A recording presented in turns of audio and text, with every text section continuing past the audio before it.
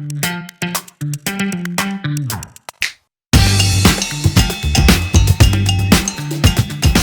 up, everybody? Welcome to another episode of What's Cooking Bee. It's your girl Vakanya. Thank you for tuning in. If this is your first time coming to my cooking channel, please make sure you hit that subscribe button. If you've been here before, I greatly appreciate you for continuing to be around. So today I got something special for you guys. It's a little bit of an island twist.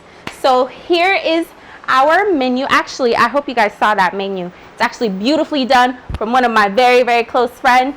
So make sure you peep all of the design on there. So first and foremost, we're gonna start off with some fish. This is red snappers. It's already been pre-seasoned, washed and everything. If you wanna learn how to wash and like season your meats, make sure you check that episode. I will definitely have that episode for you guys separately on how I season my meat, my fish, all of that good stuff. So we got some fish, we got some shrimp. Make sure you check that out on that episode as well. I have some rice over here, the lima beans. We have some already pre-cut, already washed peppers and onions, and some diced tomatoes. Over here is our seasoning, and of course you cannot have an island twist meal without some plantains. So we're gonna fry some plantains today. I have all of my seasoning here. My Haitian peeps, you know what that is, lait cocoye. That's how we say it in Creole. But if you don't know what that is, basically it's coconut milk. I use that for my rice, and I'll teach you guys how I do that quickly. But other than that, let's get started right now. We're gonna start off with our rice because it's always easier. Well, actually, it's smarter to start with the rice because it takes longer to cook. So the first thing that we're gonna use, you can use butter or oil. I'm using just regular olive. I think actually I'm lying. This isn't olive. I ain't that fancy. But this is just regular oil. I'm sorry, regular vegetable oil. You sprinkle some on here.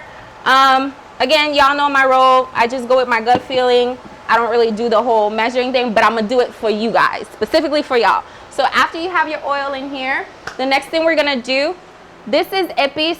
You guys have heard me talk about epis every single episode. Make sure you check out the episode on how I make my epis. You guys, you can literally use this on anything. When I mean anything, anything that you wanna use it on. You can use it on your fish, you can use it on your meats.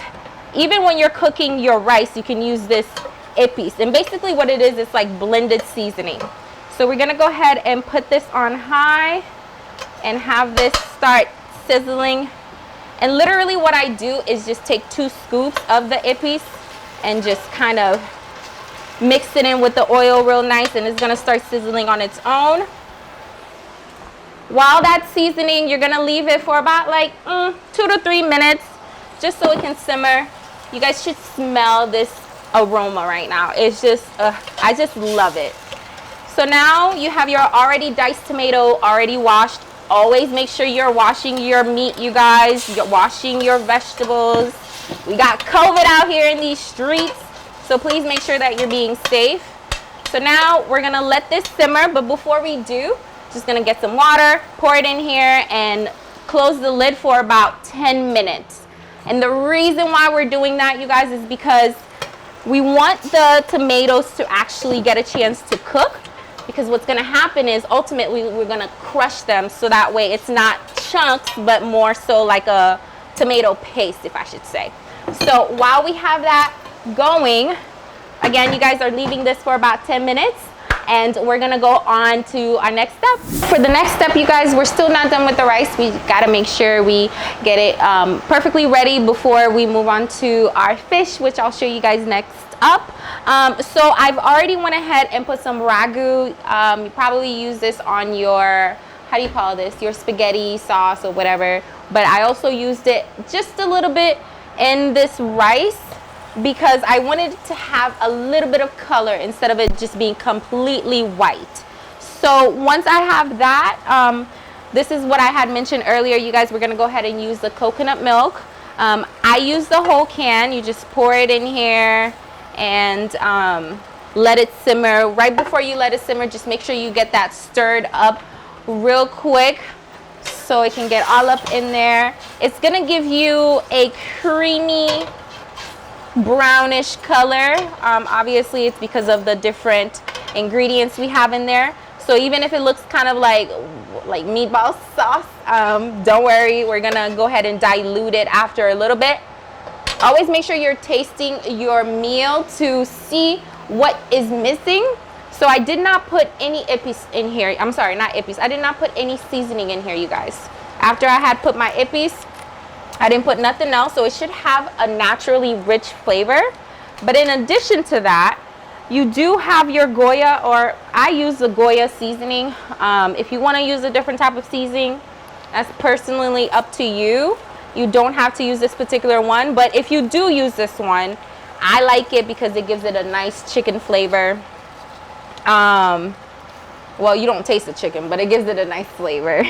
And then I also put the sazon. The sazon also gives it a nice, I guess like an orangish, reddish color. But again, it's not gonna make the rice completely colored. However, it'll have a hint of color like underneath that, all of that ingredients we got going on right now. So after you've put both of your packets, we only need 2. We don't need any more than that. So by now, this should have been cooking for about 10 minutes. And then now, what I did was I'm gonna use a 1.5 cups of water. So that way I can prepare the base for my rice. So that's one right there. And I don't think I'm gonna fill it up all the way, probably like a quarter way up. Stir that baby up. Again, make sure that you're checking to make sure you don't, you're not missing anything, because again, we did put some water in there, a hefty amount of water. So next up, I'm gonna put some of this black pepper. I have some cloves on here too, to sprinkle, just a pinch, well, 2 pinch in this case. And then you are good to go. We're gonna wash our rice, and by the time, I guess it should take, really to cook the rice, it should take 35 minutes. No more than that. You don't want to burn your rice. You don't want it to be too soggy. So leave this to boil for about 10 minutes before you put your rice in it. It will start to boil. You'll see it clearly. And then we're going to wash our rice, put that baby in, and we're all set. All right, guys, so now we're moving on to our fish. Like I mentioned earlier, it's already been pre-seasoned. What I'm doing now, this is some flour. I'm using the flour, spreading it on, you can just use a regular pan, a plate, whichever. Spread it nice and even, and then I'm gonna take my whole fish. You can cut the fish in half if you want to, but I decided to do whole fish just because aesthetically pleasing to the eye, I guess. So what you do first is just to make sure that you get it all around the fish, every edge, and then on the inside as well. So you don't have to season the flour. You don't have to do anything to the flour. You just get it as is and then start patting it and damping your fish in it. The reason why we're not using any seasoning on our flour is because, again, the fish is already seasoned, so you don't want it to be too salty. So now what we're gonna do is take our fish. We have our oil already preheating on high, and I've already used this oil to make fish already, you guys, so that's why it's a little bit cloudy.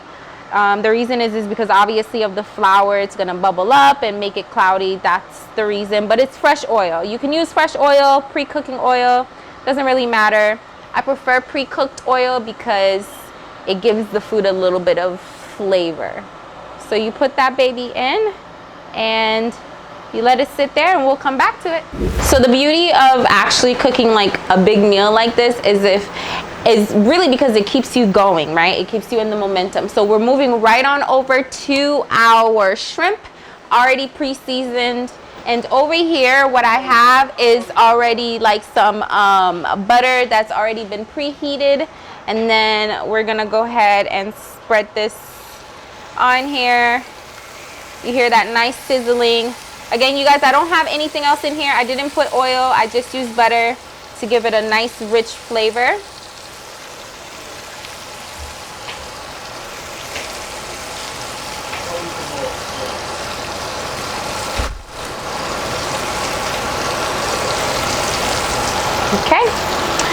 friends, we'll come back to this in about every 5 minutes.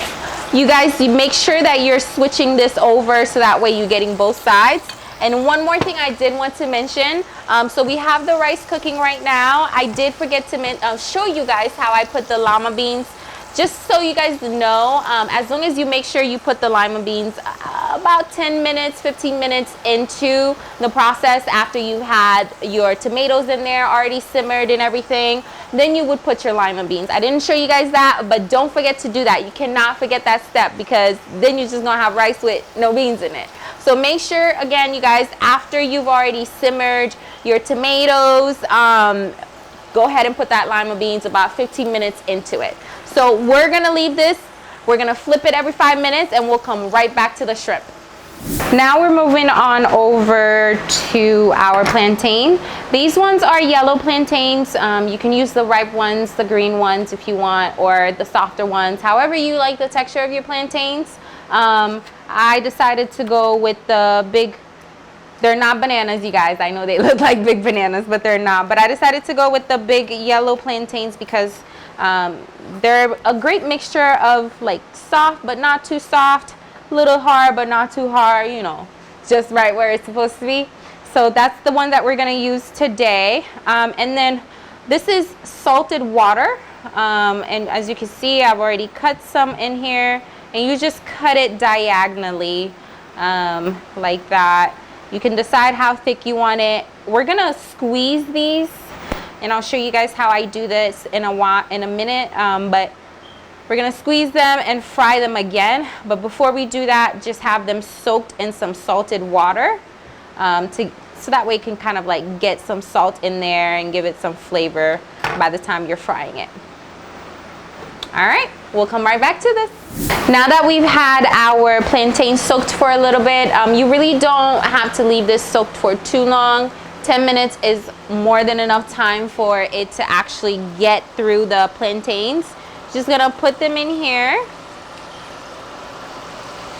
I'm gonna put a few and then put the rest later. This is the first pre-cook of the plantains. Remember, we're going to go ahead and squash the plantains after you leave this frying for about, I wanna say 10 minutes. We're gonna take it out once it starts getting a golden yellow, and we're gonna smash it and then proceed to actually frying it for the second time around. Now let's move on over to our shrimp. This is sauteed shrimp. As you can see, I added some bell peppers and some onions up in there, and then our rice, pretty much done cooking. We're gonna go ahead and start serving up next. But this right here is, I don't like to cook my onions too much, because I like that little crunchiness on them. So this is pretty much done. And shrimp is very easy, you guys. It takes about 20 minutes to cook a shrimp, right? And then after that, you are all set. So next time we come through in this kitchen, we're gonna have our meal all fully prepared. Et voila! Here is the final product. As you can see, we have our rice and our lima beans. I have some fried plantains here, our fried snapper, and I have some sauteed shrimp with some bell peppers. I cut some lemon. I can't speak, you guys. I cut some lemon on here to kind of like give it a nice little pizzazz. Again, this is an island twist, but this is a traditional island meal. I do have some pickles. Again, if you guys know what pickles is, you are blessed, because pickles is actually like one of the best things to ever be created from Haiti. I will definitely have a video showing you guys how to do that. But this is a wonderful plate if you're trying to impress somebody, if you're trying to impress yourself, that you can actually pull this off. I'm wishing you the best of luck. As you can see, I got my drink. I've been sipping on it all throughout the night, you guys. This is a nice little island twist.